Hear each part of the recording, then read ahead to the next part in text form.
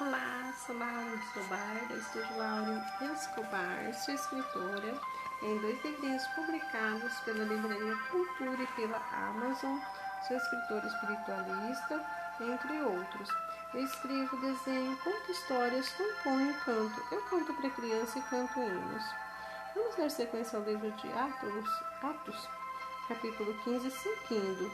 Judas e Silas eram também profetas, consolaram os irmãos com muitos conselhos e fortaleceram.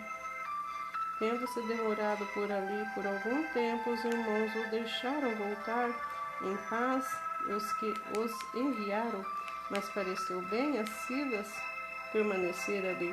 Paulo e Barnabé demoraram-se em Antioquia, ensinando e pregando com muitos outros a palavra do Senhor. A segunda viagem missionária, separação entre Paulo e Barnabé.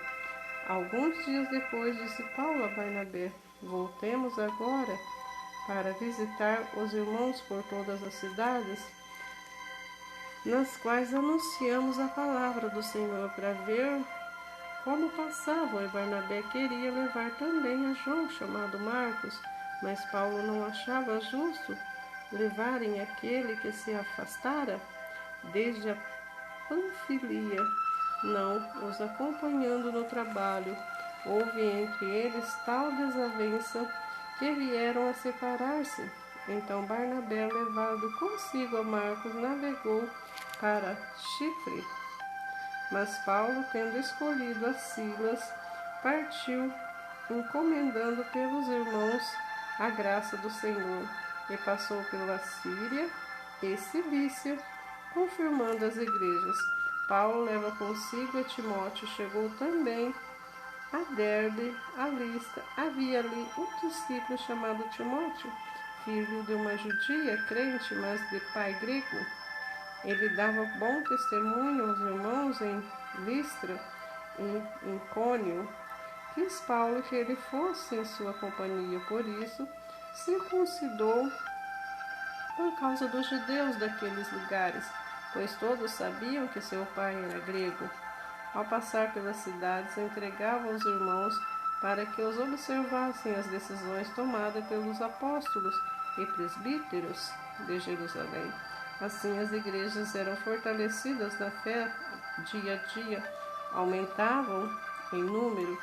A visão de Troade, e percorrendo a região frígio-galata, tendo sido impedidos pelo Espírito Santo de pregar a palavra na Ásia, defrontando Mísia, tentavam ir para Bítia, mas o Espírito de Jesus não o permitiu, e tendo contornado a Mísia, desceram a Troade. À noite sobreveio a Paulo uma visão, na qual o varão macedônio estava em pé. Ele exultava, dizendo: passa Macedônia e ajuda-nos. Assim que teve a visão, imediatamente procuramos partir para aquele destino, concluído que Deus nos havia chamado para lhes anunciar o Evangelho. Paulo, em Filipos, Lídia convertida. Tendo, pois, navegado de Troade, seguimos em direitura a Samothrácia. No dia seguinte, a Neápolis. Dali a Filipos, cidade de Macedônia, primeira do distrito de Colônia. Nesta cidade permanecemos alguns dias. No sábado saímos da cidade para junto do rio, onde pareceu haver um lugar de oração, e, assentando-nos, falamos às mulheres que ali tinham concorrido. Certa mulher chamada Lídia, da cidade de Tiatira, vendedora de púrpura, temente a Deus, nos escutava. O Senhor lhe abriu o coração para atender às coisas que Paulo dizia. Depois de ser batizada, ela e toda a sua casa vos rogou, dizendo: se julgais o que for fiel ao Senhor, entrai em minha casa e ficai. E nos constrangeu a isso. A cura de um jovem. de uma jovem adivinhadora. Aconteceu que, indo nós para o lugar de oração, nos saiu ao encontro uma jovem possessa de espírito adivinhador, o qual, adivinhando, dava grande lucro a seus senhores. Seguindo Paulo e a nós, clamava, dizendo: esses homens são servos do Deus Altíssimo e vos anunciam o caminho da salvação. Isso se repetia por muitos dias. Então Paulo, já indignado, voltou-se e disse ao Espírito: em nome de Jesus Cristo, que te mando retirar-te dela. E ele, na mesma hora, saiu. Paulo, Silas, açoitados e presos, vendo seus senhores que desfizera a esperança do lucro, agarrado em Paulo e Silas, o arrastaram para a praça à presença das autoridades, e levando aos predores, disseram: esses homens, sendo judeus, perturbam a nossa cidade, propagando costumes que não podemos receber nem praticar porque somos romanos. Levantou-se a multidão unida contra eles. Os predores rogaram-lhe as vestes, mandaram açoitá-los com varas, e depois lhe deram muitos açoites e lançaram ao cárcere, ordenando ao carcereiro que guardasse com toda a segurança. Este, recebendo tal ordem, levou-os para a cárcere interior e lhe prendeu os pés no tronco. Por volta da meia-noite, Paulo e Silas oravam e cantavam louvores a Deus, e demais companheiros de prisão escutavam. De repente sobreveio tamanho terremoto e sacudiu os alicerces da prisão. Atiraram-se todas as portas e soltaram as cadeias de todos. A conversão do carcereiro. O carcereiro despertou do sono e, vendo abertas as portas do cárcere, puxando a espada, ia suscitar-se, supondo que os presos tivessem fugido. Mas Paulo bradou em alta voz: não te faças nenhum mal, que todos aqui estamos.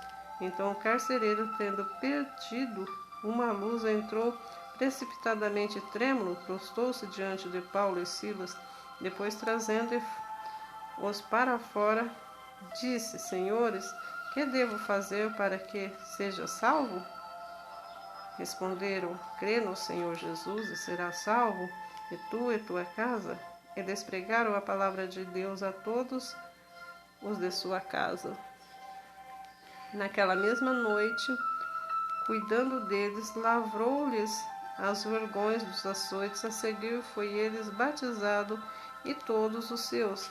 Então, levando-os para a sua própria casa, lhes pôs a mesa, e com todos os seus manifestava grande alegria por terem crido em Deus.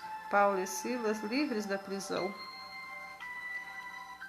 Quando amanheceu, os predores enviaram oficiais da justiça com a seguinte ordem: põe aqueles homens em liberdade. Então o carcereiro comunicou a Paulo essas palavras. Os predores ordenaram que fosse exposto em liberdade. Agora, pois, sai e ide em paz. Paulo, porém, lhes replicou: sem ter havido processo formal contra nós, nos açoitaram publicamente e nos recolheram ao cárcere, sendo nós cidadãos romanos. Querem agora, às ocultas, lançar-nos fora? Não será assim? Pelo contrário, venham eles e pessoalmente nos ponham em liberdade. Os oficiais de justiça comunicaram isso aos predadores, e esses ficaram possuídos de temor quando souberam que se tratava de cidadãos romanos. Então foram ter com eles, lhe pediram desculpa, relaxando-lhes a prisão, rogaram que se retirassem da cidade.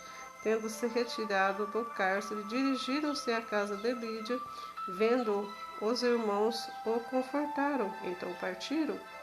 Paulo e Silas, em Tessalônica, tendo passado por Antípolis e Apolônia, chegaram a Tessalônica, onde havia uma sinagoga de judeus. Paulo, segundo seu costume, foi procurá-los e por 3 sábados arrasou com eles acerca das Escrituras, expondo e demonstrando por ter sido necessário que o Cristo padecesse e ressurgisse dentre os mortos, e este dizia: ele é o Cristo Jesus que eu vos anuncio. Alguns deles foram persuadidos e unidos a Paulo e Silas, bem como numerosa multidão de gregos piedosos e muitas distintas mulheres. Os judeus, porém, movidos de inveja, trazem consigo alguns homens maus dentre a malandragem, e, ajuntando a turba, alvoroçaram a cidade e, assaltando a casa de Jason, procuravam trazer para o meio do povo, porém não o encontraram. Arrastaram Jason e alguns irmãos perante as autoridades, chamados esses que têm transtornado o mundo, chegaram também aqui, e que Jason hospedou todos esses procedem contra o decreto de César, afirmando que seu Jesus, outro rei. Tanto a multidão como as autoridades ficaram agitadas ao ouvir essas palavras. Contudo, saltaram Jason e aqui, por terem recebido deles fiança estipulada, Paulo e Silas em Bereia. E logo durante a noite os irmãos enviaram Paulo e Silas para Bereia. Ali chegando, dirigiram-se à sinagoga dos judeus. Ora, esses em Bereia eram mais nobres do que o Tessalônica, que por receberam a palavra em toda alvidez, examinando as Escrituras todos os dias para ver se as coisas eram de fato assim. Com isso, muitos deles creram, mulheres gregas, alta posição, não poucos homens. Mas logo que os judeus de Tessalônica souberam que a palavra de Deus era anunciada por Paulo, também em Bereia foram lá excitar e perturbar o povo. Então os irmãos promoveram sem detença a partida de Paulo para os lados do mar. Porém, Silas e Timóteo continuaram ali.